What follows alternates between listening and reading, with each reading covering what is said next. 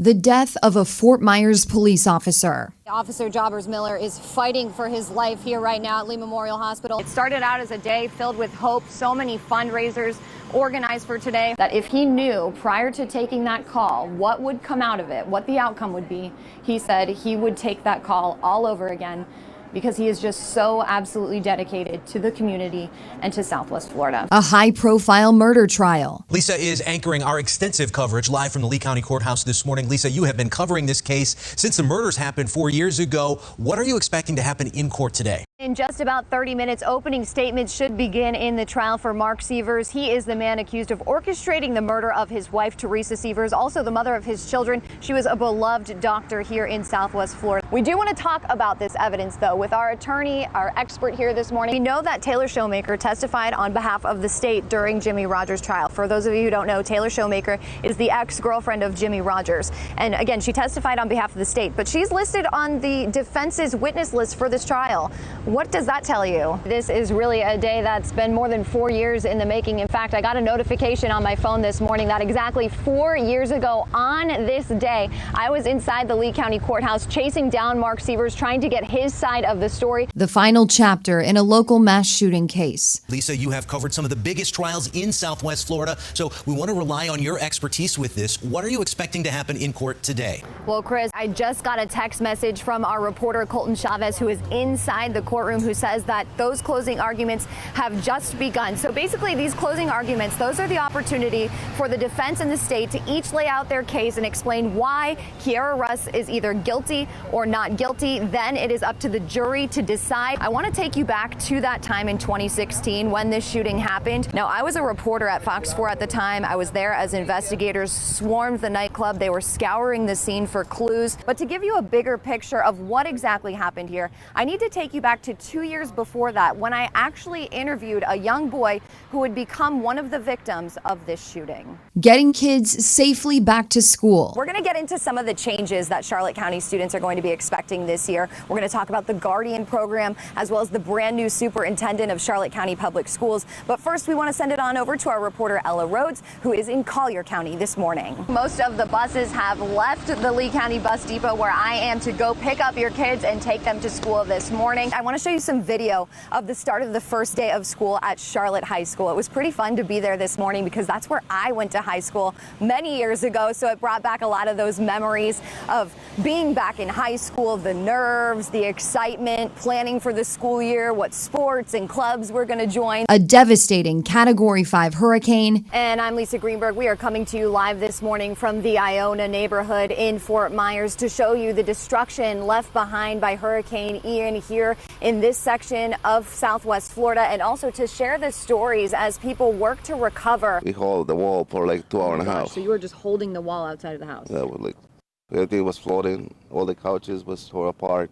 Was there ever a point where you were worried about your life? Yeah, it was a point. Like I started praying. So to give you a little bit more perspective as to how much water came rushing into this area, he was telling me it's between 5 and 6 feet, up to halfway up to his windows. I'm 5'7". Okay. So between 5 and 6 feet is exactly my height, probably a little over, maybe up to my eyeballs in water. So imagining how much water came rushing into this neighborhood. And you think about the location, we're right by where you go to get to Fort Myers Beach and Sanibel, the causeway. So much water here in this area, so close to the ground zero of this storm. And stories impacting your health. So follow me on over here. I want to show you a vegetable. Now, this is something I had never seen before. I've never even heard of it. I've got my UV shirt on, so does my photographer Anvar here. I got a hat with me to keep my face protected, and of course you need to use sunscreen. But what kind of sunscreen and what SPF do you need to use? Those questions I'm going to answer coming up in the next hour here. It's National Walking Month, and it was meant to promote the health benefits of getting out for a walk. We talk a lot about the physical health benefits of walking. Studies actually show that getting outside for up to 30 minutes a day for that walk can cut your risk of things like heart disease and other health issues, but it's also so good for your mental health as well. I'm not here this morning to watch a baseball game. You can see the field is empty this morning, but I promise you, come Saturday morning, this place is going to be packed. This is kohlrabi. It's extremely nutritious. We come to the beach, we kick back, we relax, we enjoy the view. Keep in mind, the harmful UV rays from the sun are dangerous, and they're the leading cause of skin cancer. I'm Lisa Greenberg, All of that money is going to stay right here in Southwest Florida. a news anchor who's not afraid to go into the field And I got my hands on his personnel file. to get the most important stories told. So we're going to stay out here, and we're going to continue to bring you more information as we continue to honor this officer and all that he sacrificed. And here's a look at just some of my work. I come out here on the one morning, of course, where it's raining, but it looks like the sun is finally starting to wake up a little bit out here, and at least we are blessed with these beautiful views this morning. Check out that rainbow. Doesn't it look so pretty? So at least there's that.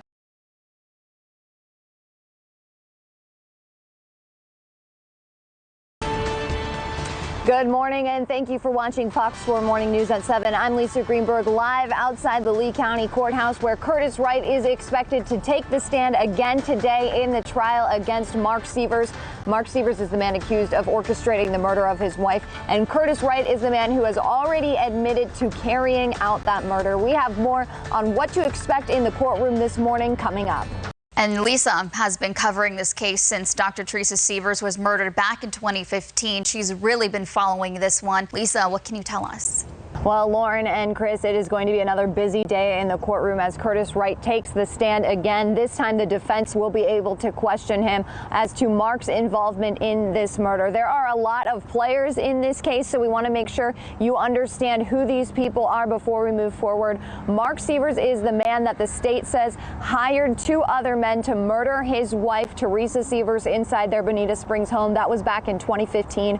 Curtis Wright is the man who's already admitted to his role in this murder. He took a plea deal, and after he testifies against Mark Sievers, he is expected to serve a 25-year sentence. Then Jimmy Rogers is the man who has already been convicted of second-degree murder. His trial was last month. So major players in this case. And we know this morning this judge will be addressing a pretty concerning issue that happened yesterday. He says that he was seeing one of the members of the jury struggling to stay awake throughout the court proceedings yesterday. Obviously, this could be a big problem, so we want to dig a little deeper into that.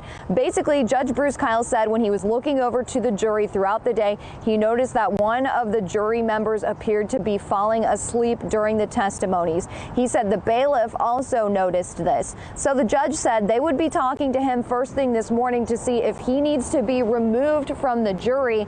So we asked our legal expert, Pam C., how big of a problem this is. Yeah, this is problematic this early.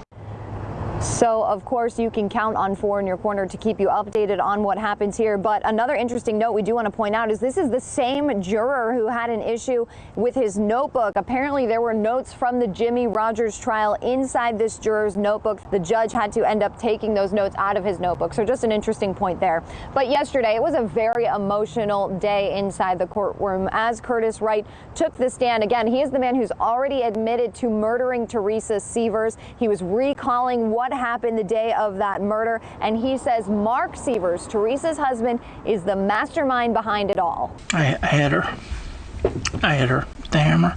Now you can see in this video, I want you to take a close look. Not only is Curtis Wright emotional when he is giving his testimony, but Teresa's mother is visibly shaken up. And if you look too, throughout multiple points, Mark Sievers appears to be crying or at least very upset. And you can see Teresa Sievers' sister also has a breakdown in the courtroom. Now, Wright was on the stand for several hours yesterday, giving his testimony and recalling the details of the day of the murder and all of the planning that went into it. And we did notice that this was different than when he took the stand in the Jimmy Rogers trial, because the state called him to the stand much earlier. This is only day 3 now, and it was day 2 yesterday that Curtis Wright took the stand, and he took the stand much later in the trial of Jimmy Rogers. Now, once he was on the stand, the state really wasted no time in explaining to the jury why Wright was there. Mark Sievers was also involved in the planning. Now, you noticed he said he was involved in the planning, but we know that later when he was testifying, he was actually saying that Mark Sievers was the one who planned this murder. He was the mastermind of it all. And in the hours-long testimony, they also focused on several motives for this. One is infidelity, another is the safety of Mark's 2 daughters, and money was the third. Now, again, Wright is not done for this trial. He will be called back onto the stand today. This will be the defense's opportunity to question Curtis Wright, and we know that they plan to spend a lot of time discrediting Curtis Wright and trying to paint him as an unreliable witness. He should be taking the stand as soon as court starts back up again this morning around 8:30. Now, Wright was not the only witness to take the stand yesterday. In fact, the first person called to the stand yesterday was a digital forensics investigator with the Lee County Sheriff's Office. This is the person who investigated the cell phones of the people allegedly involved in this murder. So Teresa's cell phone, Mark's cell phone, Curtis Wright's cell phone, as well as what they call their burner phones, the other phones that Curtis Wright says he and Mark Sievers had. He testified about the text messages Mark Sievers sent to Curtis Wright about using those burner phones. Take a listen. So that is how that investigator said Curtis Wright and Mark Sievers communicated to tell each other to check their burner phones. That's something that Curtis Wright corroborated in his testimony as well. Now, we will be out here all morning recapping what happened in the courtroom, and you can also count on us once the proceedings start in the courtroom. We will have full coverage of that. You can find that on our website, fox4now.com, on the Fox 4 Now app as well, and we'll be live streaming what's happening in the courtroom on our Facebook page. You can catch it there. We have a reporter inside the courtroom all day, every day. She will be live tweeting what happens inside the courtroom. Once Curtis Wright takes the stand today, we will notify you of that. And of course, we will bring you live coverage and all the details about what happens.